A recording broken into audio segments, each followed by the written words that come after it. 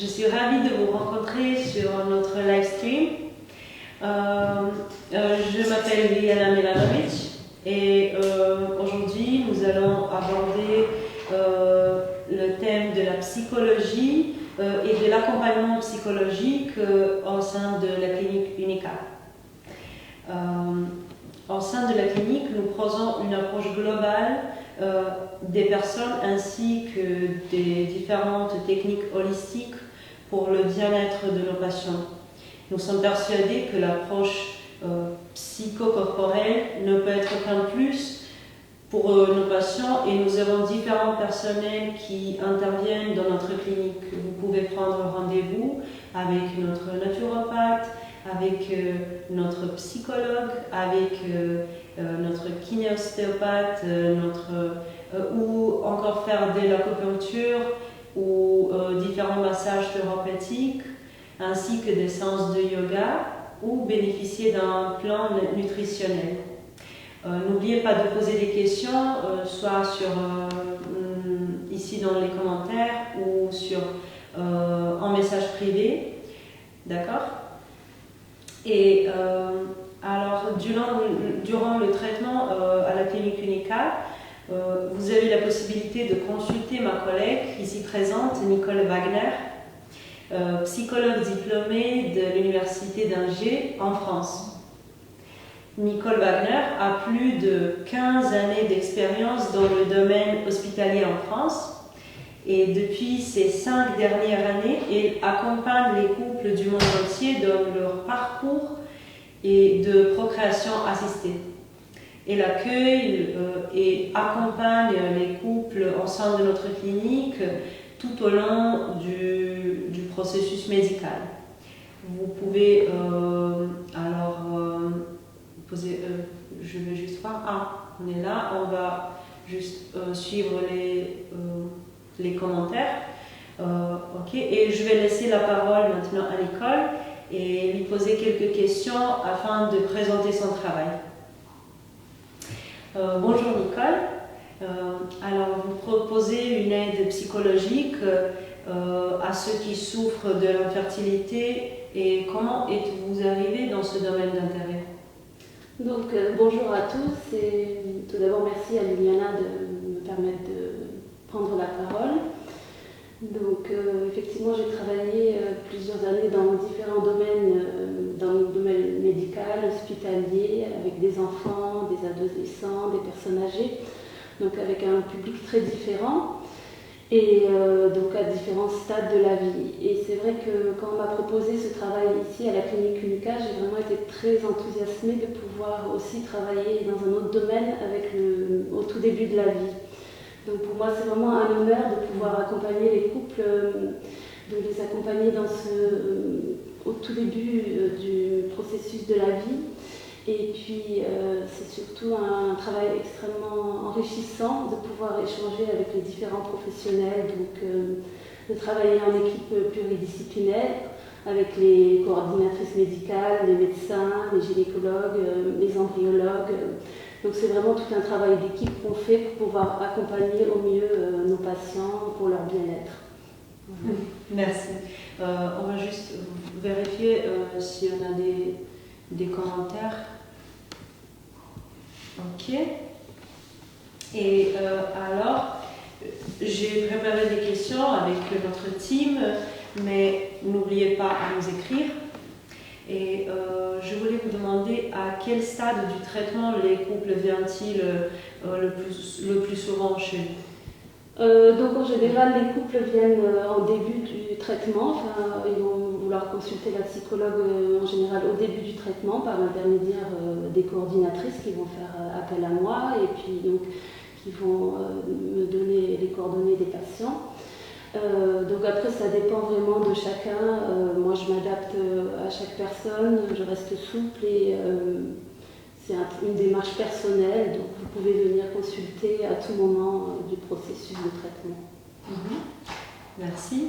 Et comment travaillez-vous avec les patients? À combien de séances assistent-ils le plus souvent? Donc On peut proposer une séance ou plusieurs séances, c'est vraiment en fonction de chacun. Donc les séances peuvent se faire par téléphone ou par visio ou éventuellement à la clinique. Donc vous pouvez venir le jour de la consultation avec le médecin et après on peut avoir un échange ensemble, ou bien au moment de la fertilisation ou au moment du transfert embryonnaire. Il y a beaucoup de patientes qui aiment bien aussi avoir un temps comme ça après le transfert pour pouvoir un petit peu verbaliser toutes leurs émotions. Merci. Et quelle est la chose la plus difficile lorsqu'on essaie de concevoir?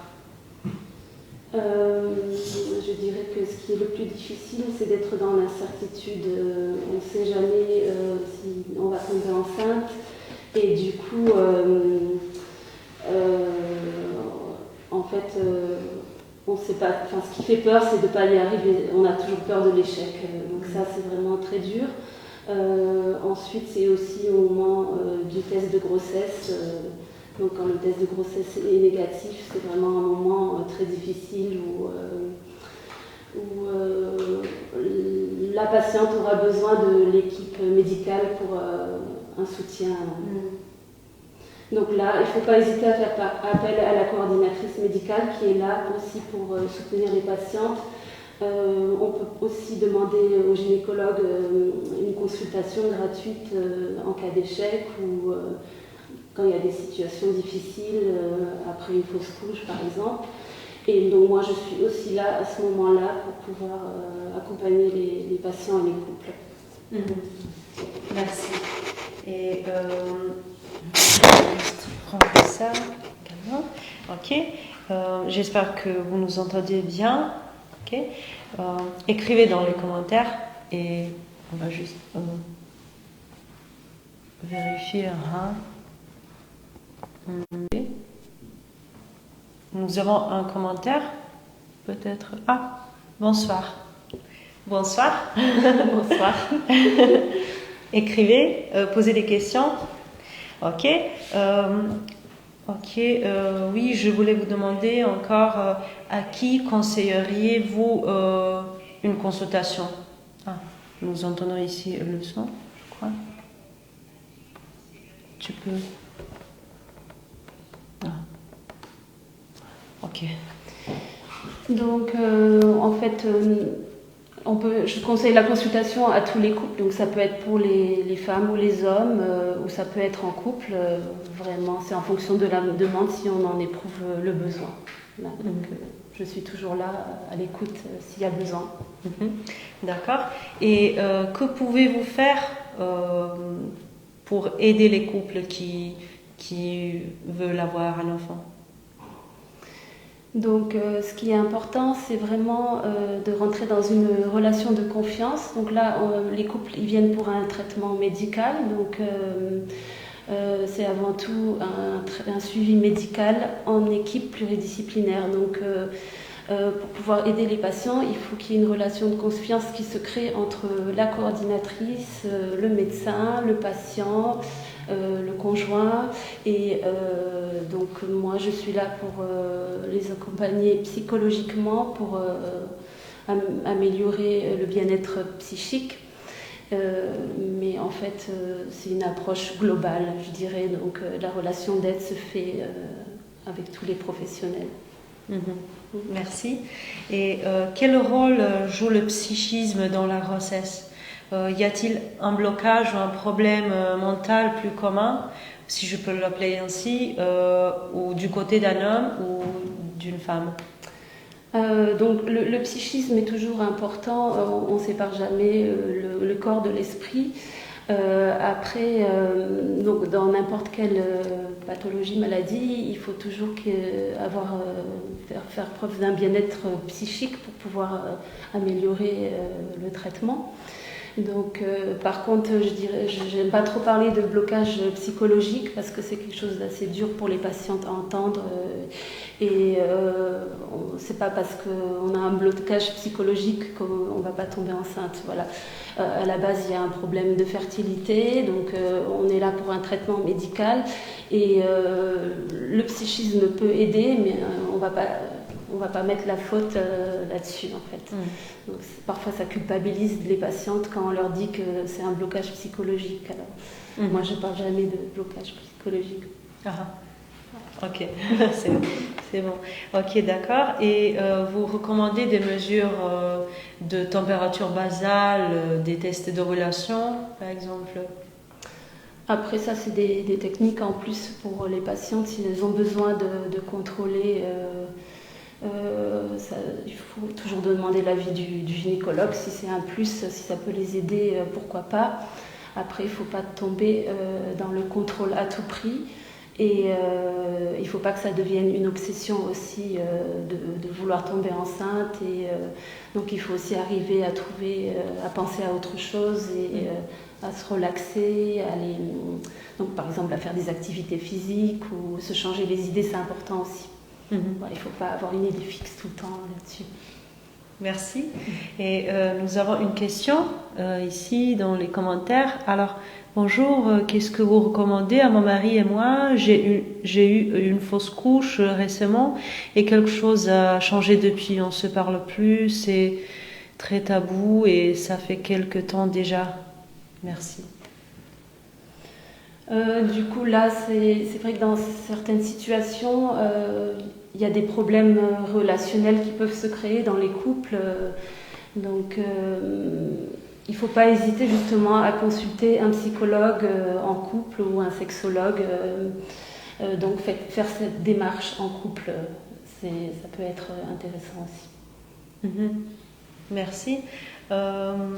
Ok, et je vais continuer avec mes questions en attendant les vôtres, d'accord? Vous pouvez toujours nous écrire en message privé ou par mail que vous allez trouver sur notre site unica.cz, d'accord? Voilà, pour des questions un peu privées, intimes, il ne faut pas hésiter à m'écrire aussi et je répondrai. D'accord. Oui, vous pensez que cela peut affecter le psychisme et exercer une grande pression sur les partenaires qui essaient. Alors, c'est une question liée à celle que nous avons eue. Du coup, c'est vrai qu'il y a une grosse répercussion sur le psychisme et donc les couples vont être soumis à une forte pression. Donc la pression est dans un premier temps d'ordre médical où la patiente est soumise justement à plein d'examens médicaux. Sa vie est rythmée par ces examens médicaux. Donc après ça peut créer aussi des problèmes dans le couple, des problèmes relationnels et donc des conflits. Donc c'est pour ça qu'il ne faut pas hésiter à parler de ça avec une personne neutre. Après, il y a même une pression sociale qui va s'exercer parce que beaucoup de couples se sentent différents parce qu'ils ne peuvent pas avoir d'enfants. Donc, il y a le regard des autres qui joue beaucoup aussi à ce moment-là. C'est très dur donc d'accepter ça.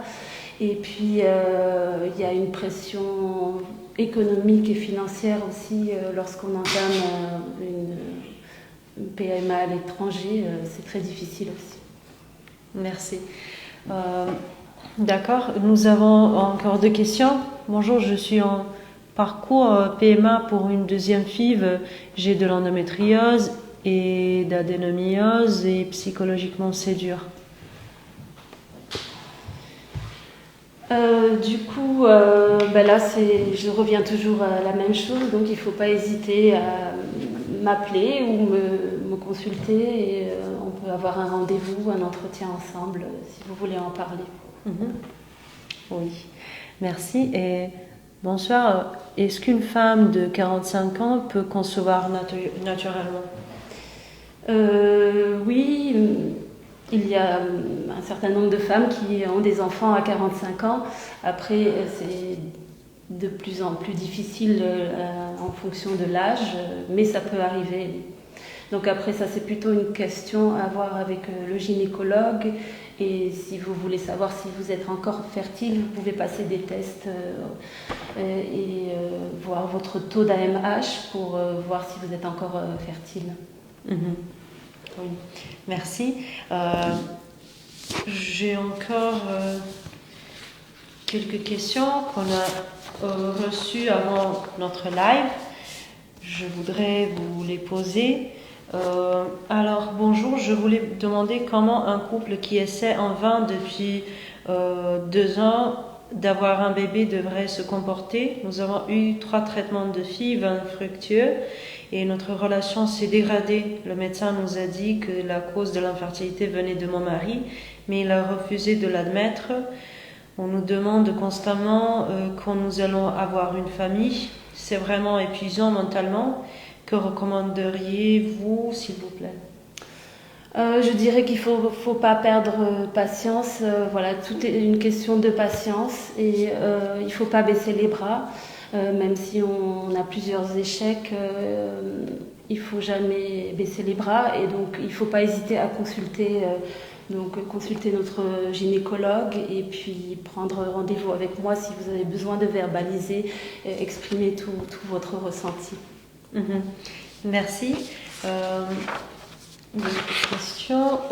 Bonjour, je voudrais vous demander comment les femmes, après une FIV infructueuse, font face à l'échec et se préparent à la prochaine tentative. J'ai eu 3 FIV infructueuses et je le tolère très mal. C'est une question très sensible aujourd'hui. J'ai l'impression que je devrais accepter que je n'aurai jamais d'enfant à moi. J'aimerais également demander quelle distance entre chaque FIV recommandez-vous? Si le médecin autorise une distance de 3 mois, si même d'un point de vue psychologique, c'est correct? Merci. Donc là, on en revient toujours à la même chose. Du coup, il faut persévérer, mais il y a des moments où on a besoin de faire une pause parce que le traitement hormonal est très difficile, d'un point de vue physique et psychologique, ça crée des bouleversements. Donc il y a des périodes où il faut peut-être prendre du temps pour soi et arrêter le traitement et essayer de se remotiver pour la suite. Merci. Donc pour certains, 3 mois, ça suffit, mais peut-être pour d'autres, il y aura besoin de 6 mois. Merci. Nous avons une question, ou 2. Je confirme que les traitements sont lourds. Ok. Et une question, savez-vous quelles sont les questions posées par les psychologues lors d'une demande pour un don d'ovocytes? Lorsqu'il y a une demande pour un don d'ovocytes, on va déjà faire une première consultation avec notre gynécologue. Donc c'est lui qui vous proposera le protocole et vous dira si on doit passer au don d'ovocytes. Après, vous pouvez avoir une consultation avec moi en tant que psychologue où on va parler du don d'ovocytes. Vous allez pouvoir exprimer votre ressenti par rapport à ça. On va pouvoir parler des donneuses. Donc c'est pas vraiment des questions, mais c'est un échange. Ça permet de mieux spécifier la demande et puis de voir comment vous allez vous projeter en tant que parent avec un don d'ovocytes. Merci. Bonjour, on parle plus facilement de l'infertilité des femmes, mais qu'en est-il des hommes? Dans notre cas, je suis stérile. Quand le médecin m'a dit, ça a été un choc pour moi, je suis entrée dans une crise terrible, mais partout de l'aide est offerte aux femmes. Un homme peut-il consulter quelque part? Merci. Bien sûr, du coup, c'est vrai qu'on a tendance à parler surtout des femmes et l'infertilité touche aussi les hommes. Et donc là, c'est pareil. Moi, je peux accueillir aussi bien les hommes que les femmes. Donc, vous pouvez consulter un psychologue ou aller voir un sexologue aussi. Il n'y a pas de souci, on peut faire ça avec les hommes ou avec les femmes. Le mieux, c'est de venir en couple aussi. Merci. Et pas de questions pour l'instant. Ok, j'espère qu'on les aura encore. Est-ce que que pouvez-vous nous dire pour conclure ce thème? Pour conclure, je dirais que suivre un traitement de fertilité, donc ce n'est pas que par rapport à votre corps, mais donc il faut vraiment prendre en compte, trouver un équilibre entre le corps et l'esprit, un équilibre dans le couple. Et c'est aussi vraiment rentrer dans une relation de confiance avec les équipes. C'est un travail de communication et puis on est vraiment dans le soin relationnel. Donc le soin relationnel aussi bien avec les médecins, avec les infirmières, les coordinatrices et avec moi-même. Bien sûr, oui. Merci. Je pense que c'est tout pour l'instant. N'oubliez pas que vous pouvez toujours écrire pour obtenir d'autres réponses. Et puisqu'on n'a plus de questions, on peut finir notre conversation. C'était très agréable, et très instructif. Au revoir. Au revoir.